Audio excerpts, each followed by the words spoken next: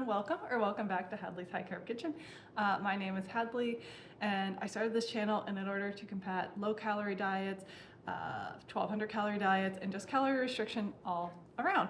So today I wanted to talk about something highly debated, and that is sugar, refined sugar. I have coconut sugar here and I just have plain like table sugar here. So I know that a lot of people think that sugar is really bad for you, but I don't feel that way. I feel like sugar is a supplement. Do I think that we should be replacing sugar replacing whole foods with just sugar? No, I don't feel that way, because we still need those micronutrients. But sugar is a good way to get in some extra calories, especially if you're doing lots of training. It's like really fast energy source. So yeah, first let's talk about what is sugar. So sugar is like basically the beetroot sugar and sugar cane.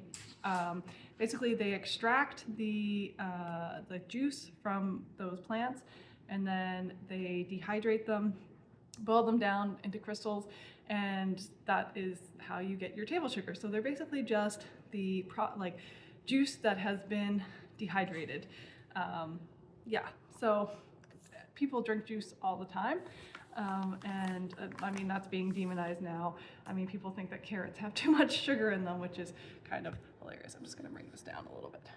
Okay, yeah, so, and sugar, what is sugar made out of? So sugar is sucrose.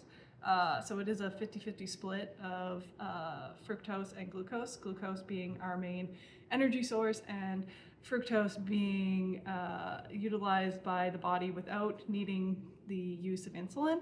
So it just goes straight to the liver cells, no help from insulin. So if you are insulin resistant, eating sugar, eating fruit is really going to help you out, because you will not need to utilize insulin.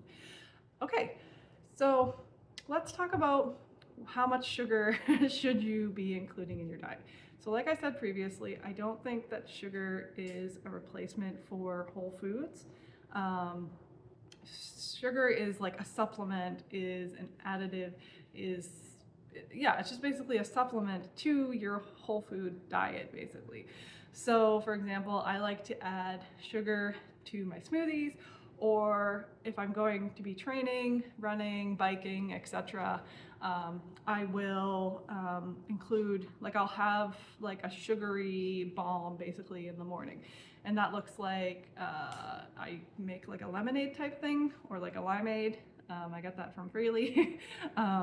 So basically it's just like a 1/4 cup of sugar of your choosing, and some lime juice, lemon juice, water. Sometimes I use coconut water, because I really like coconut water. It gives a little extra sweetness and a little bit of, and just like a little bit of minerals, nutrients, and stuff like that to it, on top of what you're already getting. Because refined sugars, like coconut sugar, does have trace amounts of like vitamins and minerals, kind of like molasses does as well. It could be an okay source of iron if you want to add that in as well. I love molasses, so. And no, sugar, I know people talk about sugar being a drug and sugar being addictive, but I really don't find that sugar is addictive. Have you ever just sat down and tried to eat tablespoons of sugar? You're gonna get pretty sick of it pretty quick. Sugar is addictive when you are having a fat source with it. So for example, when you're having cookies, or cakes, or donuts, very high fat foods with sugar added. So that is where, people give sugar a bad rap too, is a lot of the time they're having these like high fat foods with the sugar, and the sugar ends up getting the blame, because as we know, insulin resistance is caused by high amounts of fat in the blood. Blocking the insulin receptor sites from getting the insulin and bringing the sugar into the cells. Yeah, so that is when sugar becomes addictive, is when you're adding a bunch of fat into it. And like I said, you could not, I would be impressed if you could just sit down and eat this whole thing, or eat multiple tablespoons of it, because I certainly couldn't. I've had tablespoons of just straight up sugar. not my favorite thing to do. But like, yeah, you're not, you can't just sit there and eat tablespoons and tablespoons of sugar. It's just not, yeah, there's a limit. It's self-limiting. Yeah, so I guess we'll get back to the question of how much sugar should you be including in your diet? Well, I can't give you an exact number, just like I couldn't tell you exactly how many calories you need.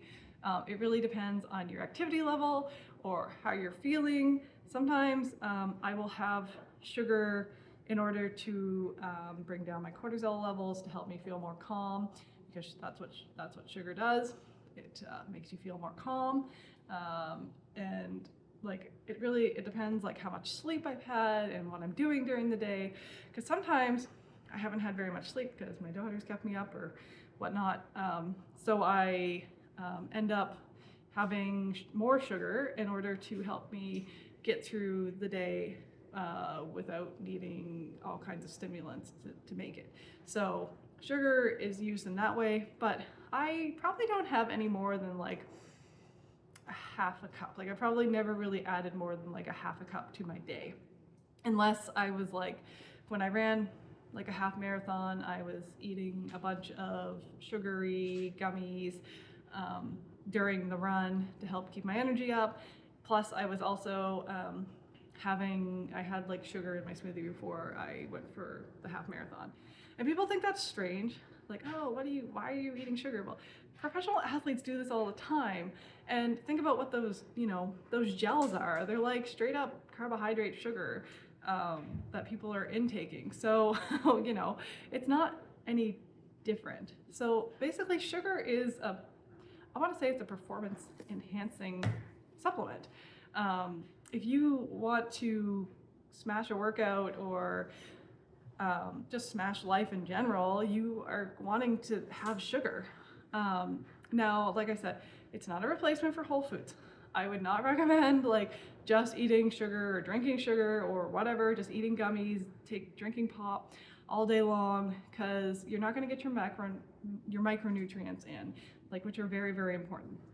So you always want to have your whole foods, like your fruits, your starches, your veggies first, and then sugar is kind of like a supplement on the side that you can add if you feel like you need it. Do I think that everyone needs to have sugar?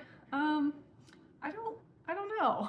Like if you're not like, I guess if you're feeling tired and you're like, if you're just eating whole foods and you're just like, oh, I feel tired or I can't get enough calories in, I would say like, yes, add the sugar in to your smoothies, add it to dishes that you're making, like just to get those extra calories in, to get more energy in throughout the day.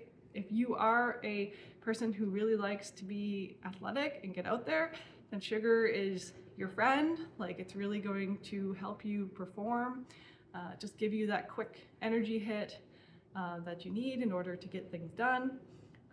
But yeah, like basically what I'm trying to say is that the amount of sugar you need is up to you, your activity levels, and what you're doing in a day, how you're feeling, that kind of thing. And it's not a replacement for whole foods. So stick to your fruits and your starches first before you start pounding in a bunch of sugar. And I guess we should talk about things like, pops and stuff like that, sodas, because they're like just sugar basically, but you have it's not the sugar that's going to rot your teeth, it's the acid, the carbonic acid in the soda that is going to kind of like do damage to your teeth. So if you're having pop, I have pop once in a while, like if I'm out and about and I'm like at a show or something and I'm like, oh, that sounds nice, like I'll have like a pop.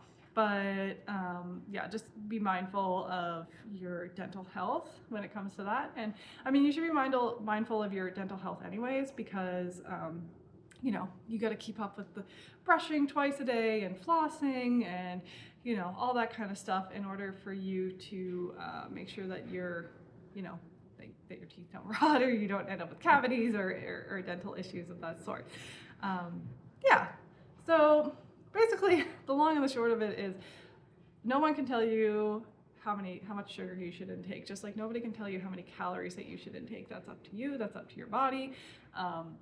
Sugar is not sugar isn't going to damage you. Sugar isn't going to do anything. It's just a dehydrated juice or nectar or what does this say?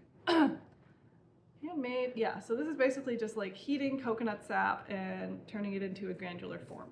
And it's kind of like the same with maple syrup, where they get it from the tree and then they kind of boil it down to make it thicker. It's just, it's not like this hugely unnatural process that it goes through or anything.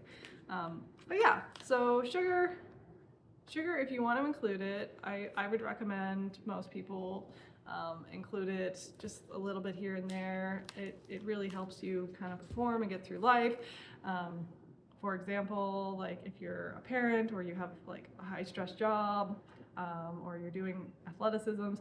I am doing all three of those things. So I am a mom and I work a pretty stressful job as a software developer, which involves me thinking all day long. I have to solve problems it's very cognitively stressful. And there's deadlines and timelines and stuff like this and context switching.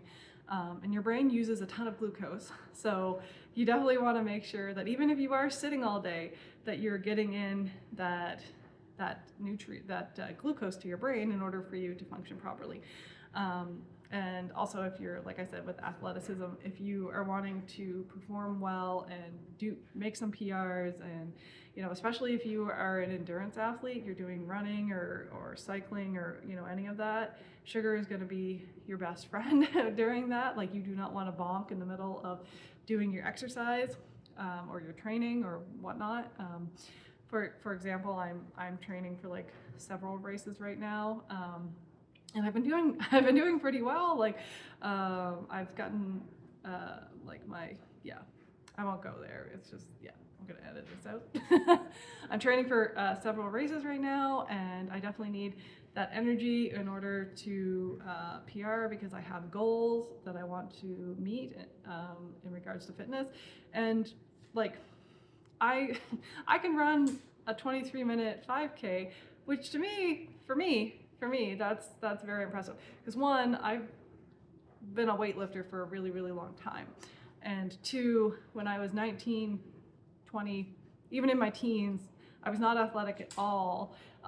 When I was like 19, I used to try to go running with my partner at the time because he was in the military, and I couldn't even run for like 10 minutes, and I'd be like crying because I couldn't do it, and he was just like trying to get me to do sprints in between telephone poles and stuff, and I was like, no, I can't. I'm just gonna go drink some coffee, which isn't gonna help you. But like, I've never been a runner, and even as a kid, I always felt like I was more of a sprinter. Like I could run really fast for like short distances, but like my cardio was crap, and that could be because I had like multiple people smoking around me as a child. So yeah, I've never really been a runner. So for me to be able to like get to a 23-minute 5K under 2-hour half marathon time for my first half marathon was good for me. And it all depends on the person and how long they've been training and all that stuff. But anyways, I digress. If you want to perform in life or you want to perform athletically, you should get the sugar in, but again, focus on whole foods first before having the sugar. The sugar is like a supplement. And anyways, so I'm kind of rambling again. That's what I do. Basically, long story short, sugar is okay. It's not going to harm you. It's just going to help you in life. Okay, everyone, thanks for watching, and feel free to like, subscribe, leave a comment, whatever you want to do, and take very good care, and bye.